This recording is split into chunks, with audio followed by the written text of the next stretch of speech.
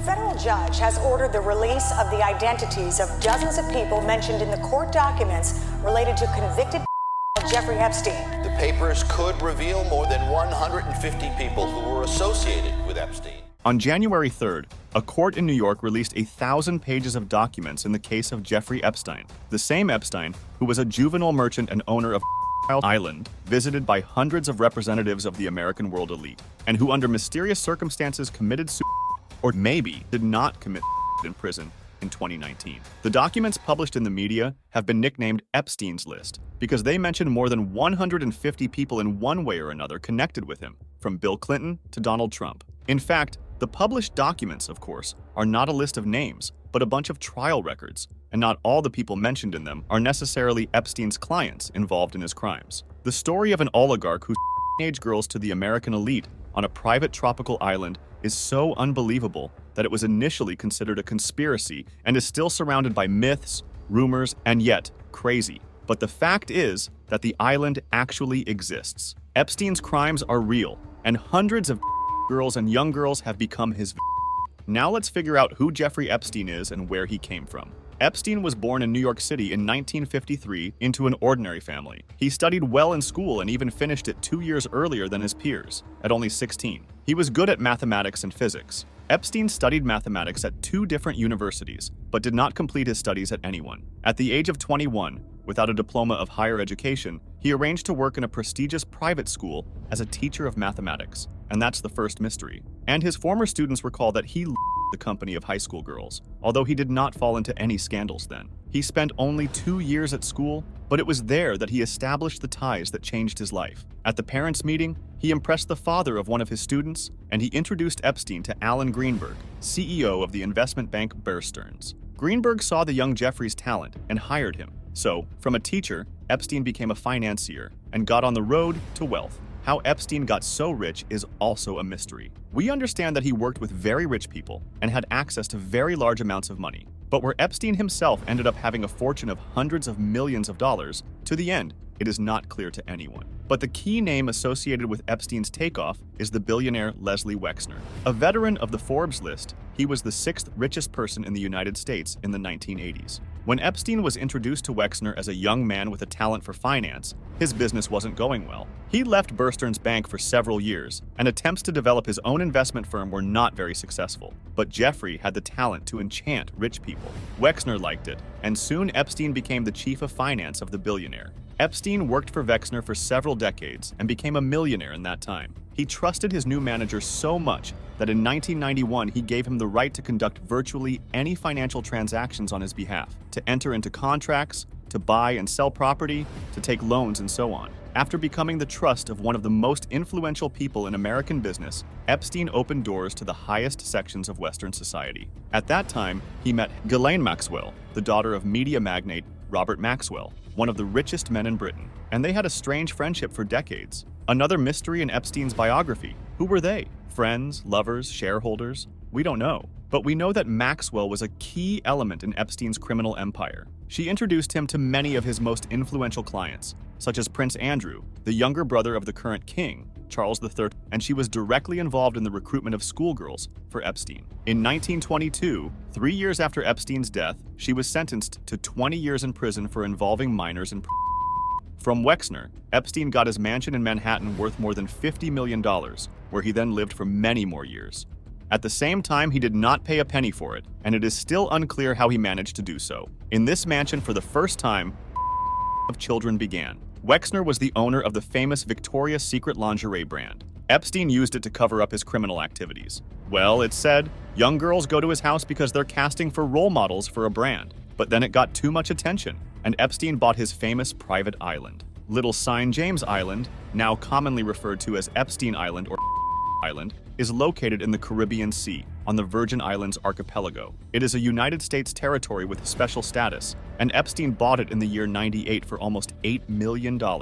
Well, it's been his residence ever since. He flew to Epstein Island on a private Boeing plane, and the media called him the Lolita Express because he was carrying Epstein and his juvenile victims and his influential clients. The exact number of girls whom Epstein and Maxwell engaged in is still unknown. Per the total, could be thousands. They recruited them in a simple way. There were schoolgirls from poor, disadvantaged families. They were offered a couple of $100s to do, they said, a massage to some man. Well, massage, of course, was not limited to the matter. And then they were held back with money.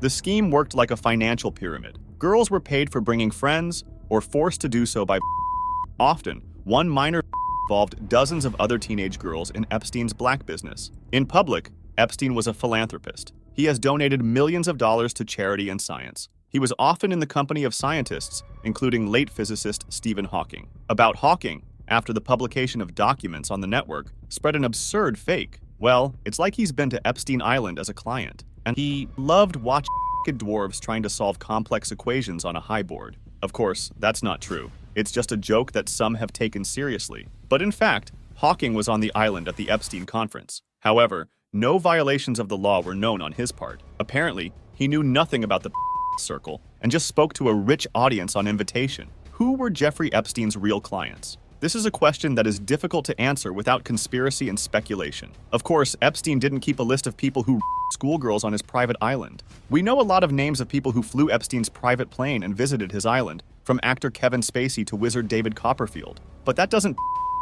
At least there is no evidence of them. The most striking example of a man for whom there is evidence is the British Prince Andrew. This photograph destroyed the reputation of Prince Andrew, the second son of Elizabeth II. The prince, in the company of Epstein's accomplice Ghislaine Maxwell, hugs the young American Virginia Roberts, at the time a 17-year-old girl. Virginia grew up in a poor family and was in her early childhood. At the age of 14, she escaped from her home, lived on the street, and became a victim of human trafficking.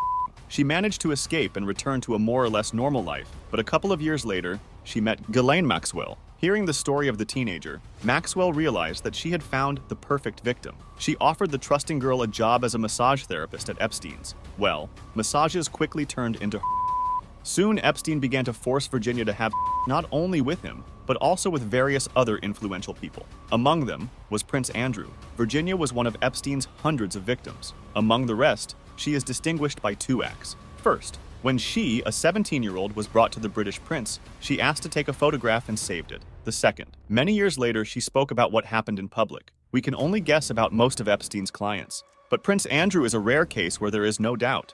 After the publication of the photo and public accusation, Andrew gave an interview with the BBC, where he tried to justify himself. Well, they say, I don't remember the girl, photo in Photoshop, and Epstein was just in guests. He dug his own grave. His excuses seemed so unconvincing. The prince was prosecuted, and the British Crown suspended him from all public affairs and deprived him of his military titles.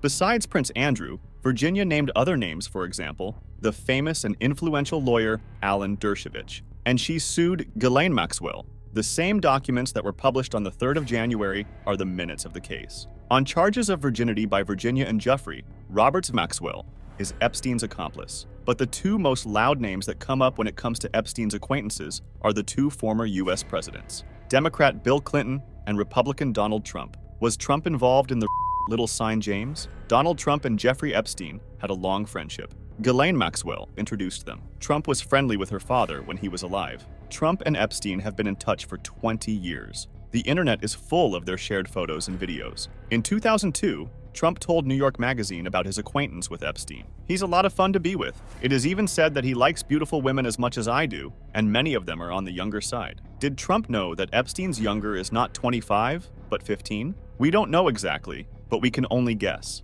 Nevertheless, there is no evidence that Trump was involved in Epstein's crimes, and none of the girls who testified accused him of anything. But the situation with Bill Clinton is a little more suspicious, but it's similar. He became acquainted with Epstein through his charity activities and flew many times on the Lolo Express. And while Clinton denies that he ever been to Epstein Island, Virginia Roberts says she saw him there in the company of girls. And in Epstein's house in New York, they found a portrait of Bill Clinton in a dress and red shoes on a high heels. All that's left is to take your hands off. Nevertheless, no direct charges were made against Clinton. As with Trump, there is no evidence that Clinton was involved in Epstein's entertainment. Epstein's crimes became known for the first time in 2005. One of the girls, brought to Epstein by a friend, told about the incident, and she went to the police. The girl was 14. Police searched Epstein's mansion in Florida and found a house full of evidence. It was clear. Jeffrey got caught. However, for a crime for which Epstein could be sentenced by law for a decade, he received only 18 months in prison.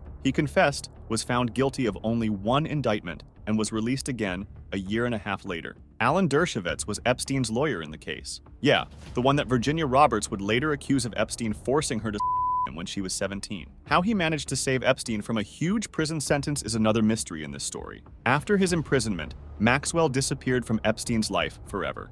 The stain on his reputation was impossible to wash away. Trump's victory in the presidential election drew new attention to Epstein. Too many photos on the web showing the new US president standing shoulder to shoulder with a mysterious millionaire and a convicted.